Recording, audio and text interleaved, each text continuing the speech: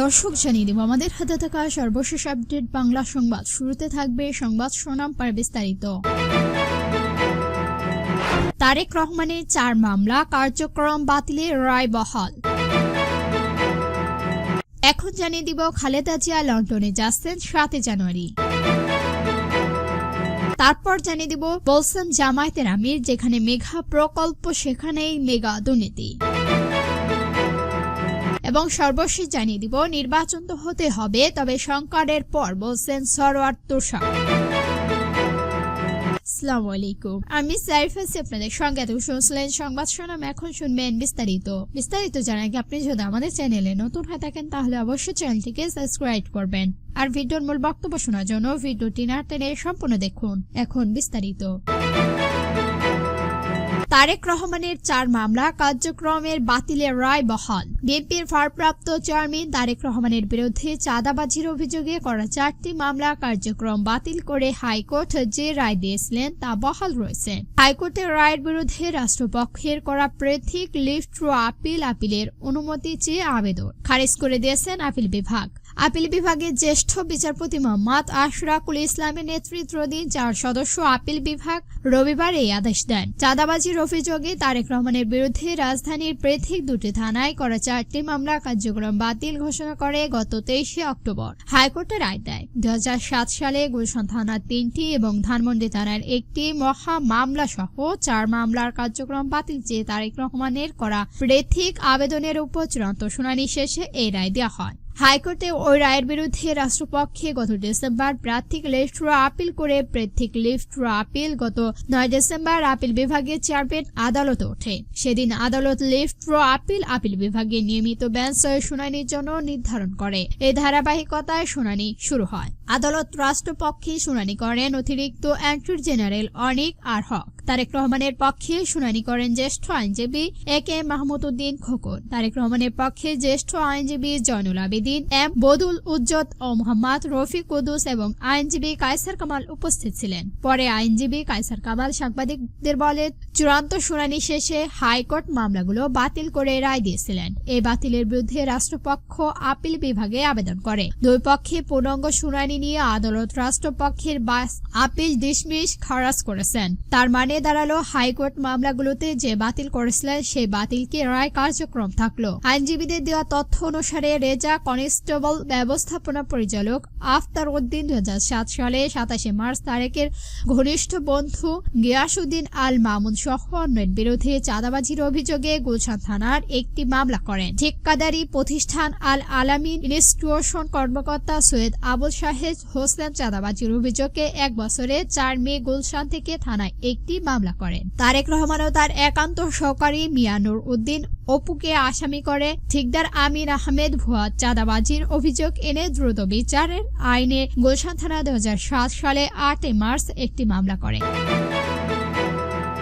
Khaleda Zia London যাচ্ছেন 7 জানুয়ারি। সবকিছু ঠিক থাকলে বিএনপি চেয়ারপারসন সাবেক প্রধানমন্ত্রী বেগম খালেদা জিয়া 7 জানুয়ারি যুক্তরাষ্ট্র লন্ডনে যাবেন। কোনো কারণে দেরি হলে পরের দিন 8 জানুয়ারিও হতে পারে তার এই যাত্রা।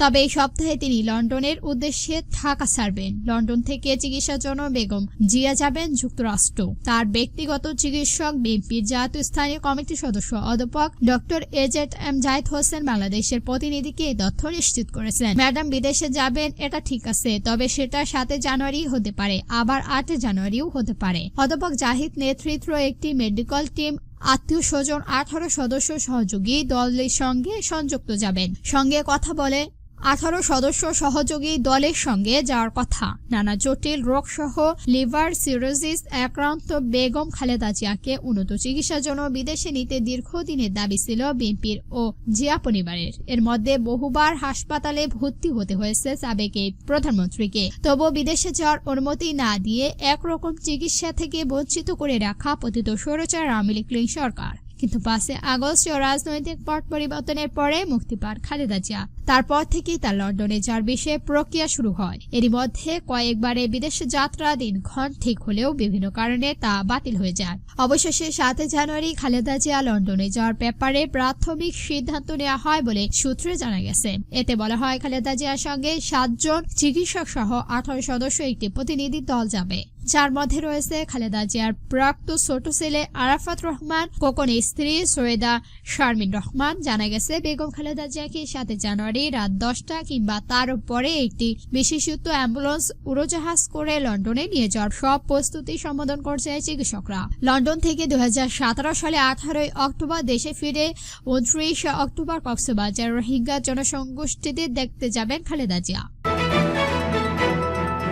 জামায়াতের আমির বলেছেন, যেখানে মেগা প্রকল্প সেখানে মেগা দুর্নীতি, যেখানে মেগা প্রকল্প সেখানে মেগা দুর্নীতি, যেখানে মেগা প্রকল্পর কথা হয়েছে সেখানে মেগা দুর্নীতি হয়েছে। স্বাধীনতার পর 2024 সালে 5 আগস্টের পর্যন্ত যারা এই দেশের মুক্তিযুদ্ধ এবং স্বাধীনতাকে নিজের বাপদাদার তালুকদার মনে করতেন তারা চেতনার কথা বলতেন। চেতনার কথা বলে বলে এই জাতিকে তারা লুণ্ঠ করেছেন, গণহত্যা চালিয়েছেন, তাদের সন্তানেরা আকাম কোকাম করে ধ্বংসের সংঘর্ষ পালন করেছেন, দেশের সম্পদ লুট করে তারা বিদেশে পাচার করেছেন। শুধু তাদের এই গত 15.5 বছর যা হিসাব বেরিয়ে এসেছে 26 লাখ কোটি টাকা, যা বাংলাদেশের বার্ষিক বাজেটে প্রায় 5 গুণ। কুষ্টিয়া সরকারি কলেজ মাঠে জামায়াতের ইসলামী কর্মী সম্মেলন প্রতিনিধি অতিথির বক্তব্যে জামায়াতের ইসলামিক আমির ডক্টর শফিকুর রহমান এসব কথা বলেন। সভাপতি করেন কুষ্টিয়া জেলা জামায়াতের আমির অধ্যাপক আবুল হাশেম। জামায়াতের আমির বলেন, তৎকালীন প্রধানমন্ত্রী পিলং এংটক ছিলেন 450 কোটি টাকা।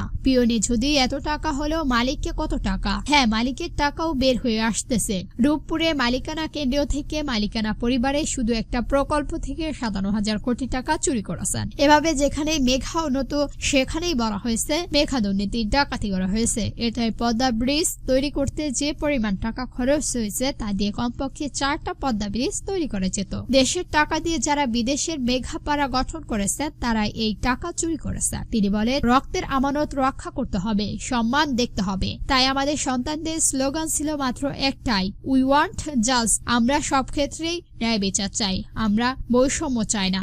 আমরা আমাদের গর্বের সন্তানদের কথা দিচ্ছি, তোমরা যেন জীবন দিয়ে জাতিকে আরেকটা স্বাধীনতা এনে দিয়েছো। আমরা প্রয়োজনে জীবন দিয়ে তোমাদের দাবি পূরণ করবো ইনশাআল্লাহ। আল্লাহ যেন এই তৌফিক দান করে। নির্বাচন তো হবেই, তবে তা সংকটের পরে বলছেন সরোয়ার তুষার। বিএনপিকে ইঙ্গিত করে জাতীয় নাগরিক কমিটির যুগান্ত আহ্বান সরোয়ার তুষার বলেছেন, আপনারা সংকার করবেন কেন? নির্বাচনের দিন আমরা এসে সংকার করব। যারা এই কথা বলবেন আমরা তাদের কেন বিশ্বাস করব?